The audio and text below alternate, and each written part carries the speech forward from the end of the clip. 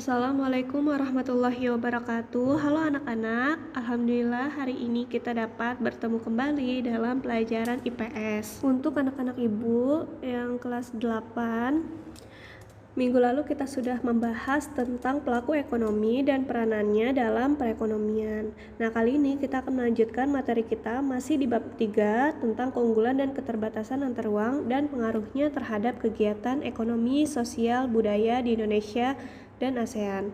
Adapun tujuan pembelajaran kita adalah mendeskripsikan perdagangan antar pulau, mendeskripsikan perdagangan antar negara.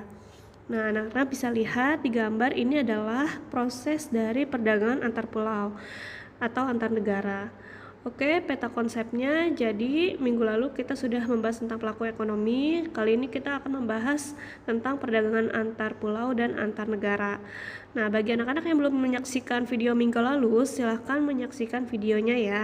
Materi pembelajaran kita sudah masuk bab B, yaitu perdagangan antar daerah atau antar pulau dan perdagangan internasional. Nah, langsung saja kita masuk ke materinya. Keunggulan masing-masing daerah bisa disebabkan karena perbedaan potensi daerah yang satu dengan potensi daerah yang lain. Setiap daerah memiliki keunggulan komparatif tersendiri. Jadi, pertemuan minggu lalu sudah kita bahas masing-masing daerah itu punya keunggulannya sendiri. Misalnya Jawa Barat dalam produksi beras, lalu Lampung dalam memproduksi kopi. Jadi perbedaan antara kedua daerah ini karena adanya perbedaan potensi daerah, sehingga masing-masing daerah itu punya keunggulan komparatifnya sendiri. Jadi keuntungan dari pertukaran sumber daya inilah yang menyebabkan terjadinya interaksi antar uang terhadap kegiatan ekonomi, sosial, budaya, dan perdagangan di Indonesia dan ASEAN. Kita masuk yang pertama, perdagangan dan perdagangan antar daerah atau antar pulau. Kita lihat yang A, pengertian perdagangan dan perdagangan antar pulau. Jadi kita harus tahu dulu perdagangan itu apa. Perdagangan atau perniagaan merupakan kegiatan tukar-menukar barang atau jasa berdasarkan kesepakatan bersama tanpa ada unsur pemaksaan.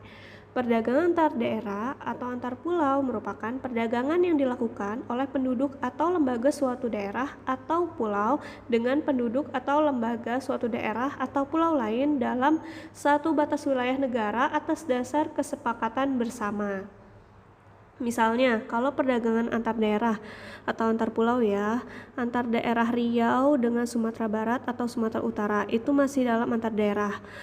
Lalu antar pulau, daerah-daerah yang ada di Pulau Jawa bekerja sama dengan daerah-daerah yang di Pulau Sumatera. Nah, itu berarti termasuknya perdagangan antar pulau.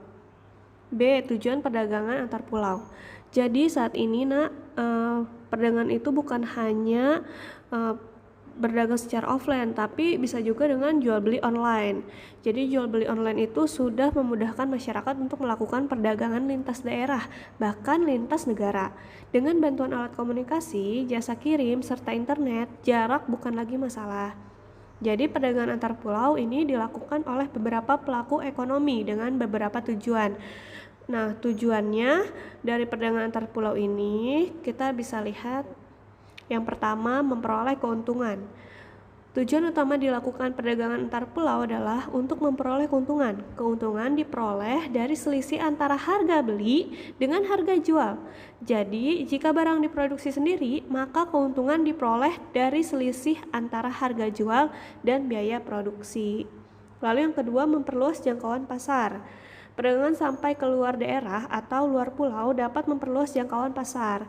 Jangkauan pasar maksudnya jumlah konsumen yang mengkonsumsi barang tersebut semakin banyak dan tersebar di berbagai daerah. Nah, contohnya tadi wilayah Lampung, dia ada keunggulan komparatif dalam kopi ya, dalam produksi kopi. Dengan adanya perdagangan antar daerah atau antar pulau ini, konsumen yang berada dalam lingkup kota Lampung sudah banyak juga dikenal di Jawa, Sulawesi, dan lain-lain, meminta atau melakukan perdagangan dengan Lampung dalam membeli kopi tersebut. Jadi secara tidak langsung pasaran kopi yang ada di Lampung itu semakin luas ya, jadi semakin luas jangkauan pasarnya. Lalu faktor pendorong dan manfaat perdagangan antar pulau atau antar daerah. Yang pertama, apa sih faktor yang mendorong terjadinya perdagangan antar pulau atau antar daerah? Yang pertama, adanya perbedaan faktor produksi yang dimiliki. Faktor pendorong perdagangan antar daerah antara lain perbedaan faktor produksi yang dimiliki, terutama faktor produksi alam. Daerah Kabupaten Wonosobo, Jawa Tengah dengan tanah yang subur lebih mungkin memproduksi sayur mayur lebih banyak dan menjualnya sampai keluar daerah dibandingkan misalnya dengan daerah Gunung Kidul yang ada di Yogyakarta. Lalu yang kedua, perbedaan tingkat harga antar daerah. Selain perbedaan kekayaan alam, perbedaan tingkat harga antar daerah juga mendorong terciptanya perdagangan antar daerah. Misalnya, di daerah yang kaya akan buah durian, harga durian pasti lebih murah dari daerah yang hanya sedikit memiliki pohon penghasil durian. Hal ini juga akan mendorong adanya perbedaan perdagangan antar daerah. Lalu yang kedua, manfaat perdagangan antar pulau atau antar daerah. Yang pertama, menyediakan alternatif alat pemuas kebutuhan bagi konsumen. Nah, perbedaan kandungan alam ini serta perbedaan produk antar daerah akan menyebabkan barang hasil produknya pun berbeda. Dengan adanya perdagangan antar daerah atau antar pulau, konsumen dapat menikmati produk yang tidak diproduksi di tempat tinggalnya. Jadi kita bisa lihat misalnya kita bisa menikmati kopi dari daerah-daerah lain seperti Bali atau Arabica Kopi, terus Arabica Coffee dan lain-lain karena adanya perdagangan daerah ini. Nah, otomatis alat pemuas kebutuhan kita jadi lebih bervariasi. Yang kedua, meningkatkan produktivitas. Pemasaran produk yang makin meluas akan menyebabkan permintaan atau pemesanan terhadap produk menjadi meningkat. Hal ini akan mendorong produsen meningkatkan produksi sehingga meningkatkan produktivitas. Jadi karena produk tadi itu dikenal oleh masyarakat luas, otomatis produktivitasnya juga meningkat. Produktivitas ini adalah kemampuan untuk memproduksi suatu barang atau jasa. Seperti di gambar nih, hasil kerajinan tangan itu banyak diminati. Akhirnya dari sebelumnya hanya memproduksi misal 10 macam, nah maka kedepannya itu bisa menghasilkan 5.000 macam. Nah, seperti itu ya. Lalu yang ketiga, memperluas kesempatan kerja bagi masyarakat. Peningkatan jumlah barang yang diproduksi dalam jumlah besar akan menyebabkan produsen butuh tenaga kerja tambahan, sehingga akan ada lowongan kerja tambahan. Selain itu, perdagangan lintas daerah juga akan memunculkan unit-unit usaha baru seperti jasa kirim, perluasan transportasi, dan lain sebagainya. Jadi seperti contoh gambarnya tersebut, produksinya itu sangat diminati oleh masyarakat luas. Jadi yang semulanya pemilik usaha itu mempekerjakan 50 orang, maka dia butuh lebih banyak lagi. Mungkin dia bisa mempekerjakan 100 sampai 150 orang sehingga lowongan pekerjaannya akan semakin terbuka. Lalu dengan adanya perdagangan antar daerah, kita butuh nih jasa kirim, para kurir, driver yang bantu untuk ekspedisi barang kita itu kita perlu sehingga membuka lahan pekerjaan tersebut, membuka lahan-lahan kerja di jasa kirim, transportasi dan lain-lain. Oke, sekarang kita masuk yang kedua, perdagangan antar negara.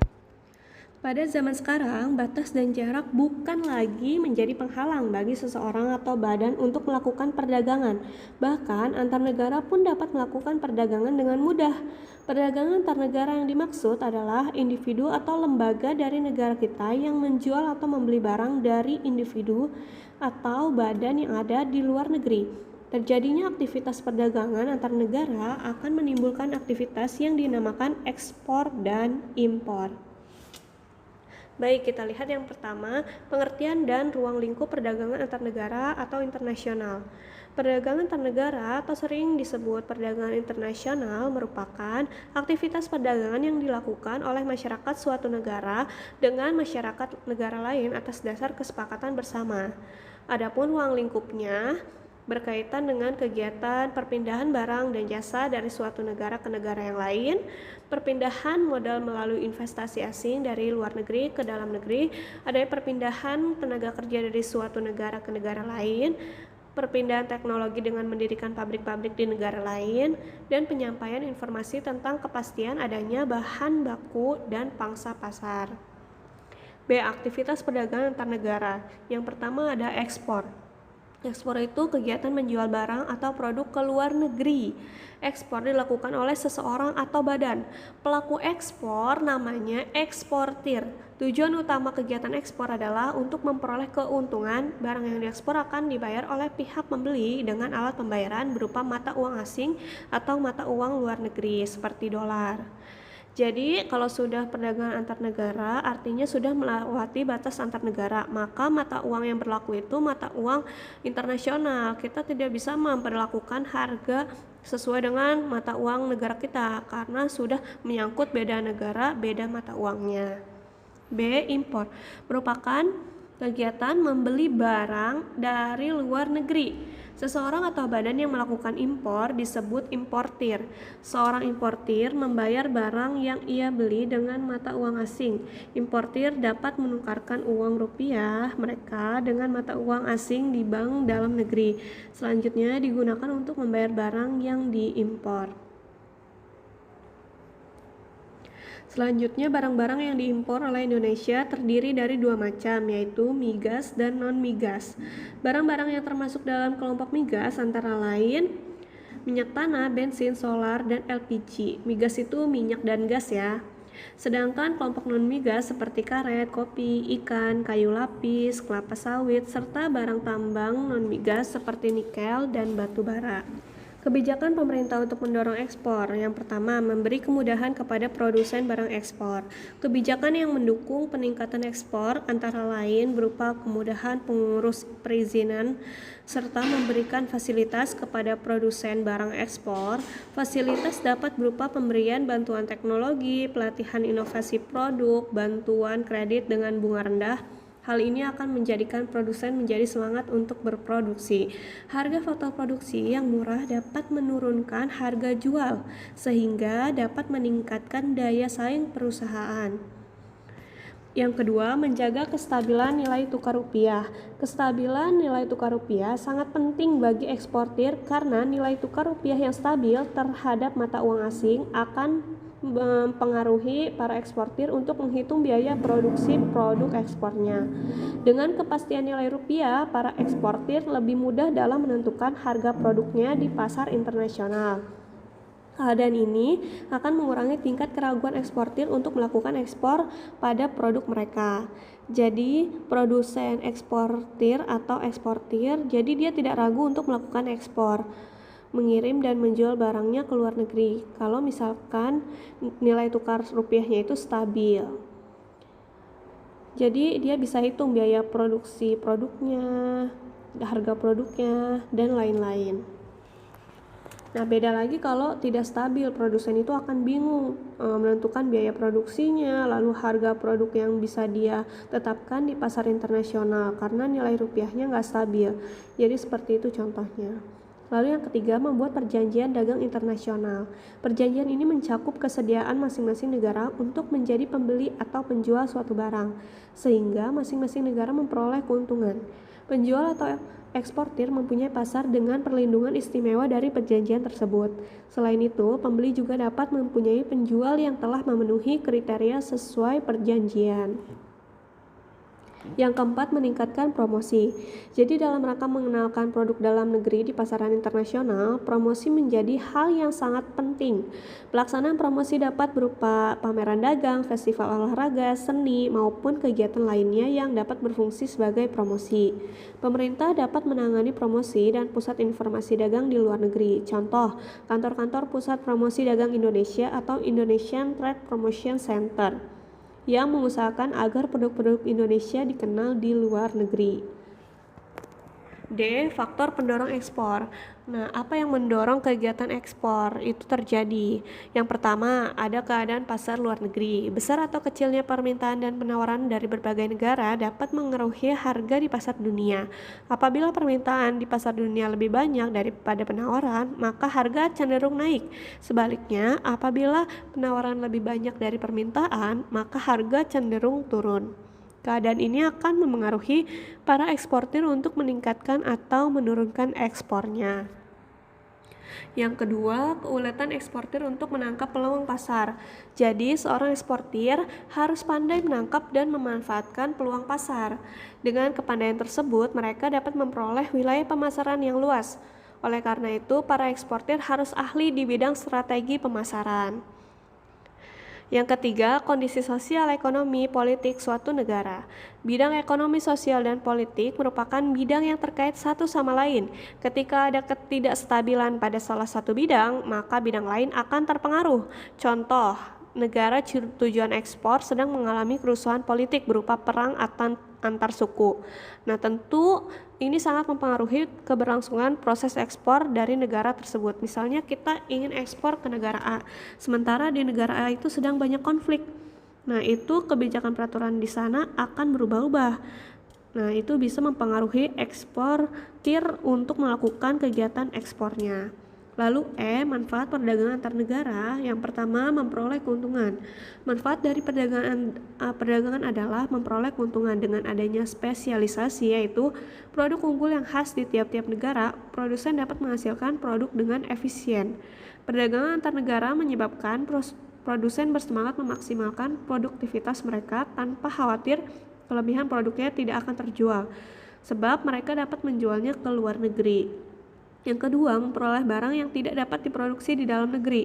Setiap negara memiliki sumber daya yang belum tentu dimiliki oleh negara lain, sehingga hasil produksi tiap negara pun berbeda pula. Banyak faktor yang memengaruhi perbedaan ini, seperti keadaan, kondisi geografi, iklim, penguasaan teknologi. Dengan adanya perdagangan antar negara, setiap negara dapat bertukar hasil produksi untuk memperoleh barang yang tidak dapat diproduksi di negara mereka. Misalnya kita belum bisa nih memproduksi barang elektronik yang cukup canggih dengan biaya yang murah. Nah, dengan adanya perdagangan internasional ini, kita bisa melakukan perdagangan dengan Jepang, dengan negara Amerika, dan lain-lain. Sehingga apa yang tidak kita produksi di dalam negeri, kita bisa peroleh dari luar negeri dan bisa mendapatkannya. Lalu yang ketiga, menjalin persahabatan antar negara. Jadi dengan adanya perdagangan ini akan lebih memudahkan terjalinnya persahabatan. Hubungan yang baik di bidang ekonomi akan memengaruhi hubungan di bidang yang lain seperti pendidikan, kesehatan, sosial, serta kemanusiaan. Yang keempat, transfer teknologi modern. Jadi dengan menggunakan barang-barang impor berteknologi tinggi dibutuhkan pengetahuan dan keterampilan tertentu. Maka pada umumnya importir memberikan pelatihan penggunaan teknologi tersebut. Hal ini akan mempercepat terjadinya transfer teknologi modern. Misalnya ada importir yang mendatangkan barang-barang atau spare part dari luar negeri. Secara tidak langsung mereka pasti akan dibekali dengan pengetahuan atau penggunaan teknologi ini. Jadi mereka akan lebih cepat memahaminya. Kita masuk yang F, faktor-faktor yang mendorong perdagangan antar negara. Jadi di sini ada 7 ya, untuk memenuhi kebutuhan barang dan jasa dalam negeri, keinginan memperoleh keuntungan dan meningkatkan pendapatan negara, adanya perbedaan kemampuan penguasaan ilmu pengetahuan dan teknologi dalam mengolah sumber daya ekonomi, adanya kelebihan produk dalam negeri sehingga perlu pasar baru untuk menjual produk tersebut. Adanya perbedaan keadaan seperti sumber daya alam, iklim, tenaga kerja, budaya, dan jumlah penduduk yang menyebabkan adanya perbedaan hasil produksi dan adanya keterbatasan produksi. Keinginan membuka kerjasama, hubungan politik, dan dukungan dari negara lain. Yang terakhir, terjadinya era globalisasi sehingga tidak satu pun negara di dunia ini yang dapat hidup sendiri. Selanjutnya G, perbedaan perdagangan antar pulau dengan perdagangan antar negara. Nah, kita mau tahu nih apa sih perbedaannya? Yang pertama, peluang perdagangan yang lebih luas. Pada perdagangan antar negara, suatu negara dapat menjual barang atau jasanya ke negara lain dan bisa membeli barang atau jasa dari negara lain. Dalam perdagangan antar pulau, kita hanya dapat melakukan perdagangan antar daerah atau dalam lingkup satu negara. Jika tidak ada perdagangan antar negara, orang Indonesia tidak bisa memiliki mobil, seluruh dunia tidak dapat menikmati film Hollywood, dan lain sebagainya. Ini film-filmnya pastinya yang sesuai sunnah juga ya, kalian harus tontonnya. Yang kedua, adanya kedaulatan bangsa. Pada perdagangan antar negara, bangsa-bangsa dapat mengatur aliran barang atau jasa, tenaga kerja, dan keuangan. Negara-negara menunjukkan kedaulatannya di sini. Sementara di perdagangan domestik, aliran perdagangan berjalan secara bebas tanpa regulasi yang berarti dari negara. Regulasi itu peraturan ya. Lalu yang ketiga, penggunaan kurs tukar. Dalam melakukan perdagangan antar negara, negara-negara menggunakan kurs tukar yang berbeda-beda. Ini berbeda dengan perdagangan domestik yang hanya menggunakan satu kurs tukar. Perdagangan antar negara juga membutuhkan sistem keuangan antar negara yang dapat memastikan kelancaran aliran mata uang ini. Kalau misalnya kita mau melakukan perdagangan dengan Jepang, Indonesia kan mata uangnya rupiah, Jepang yen. Nah, itu kan berbeda. Perbedaan mata uang asing itu disebut kurs tukar. Ini berbeda dengan perdagangan domestik. Domestik kan cuma satu ya kurs tukarnya, mata uangnya sama ya. Kalau udah berbeda negara tentu berbeda pula keuangannya. Baik anak-anak, sampai di sini materi perdagangan antar pulau dan antar negara. Untuk lebih jelasnya silakan kalian baca lagi LKS-nya ya. Jazakumullahu khairan yang sudah mendengarkan dengan baik dan mencatat poin-poin pentingnya. Kurang lebihnya mohon maaf. Wassalamualaikum warahmatullahi wabarakatuh.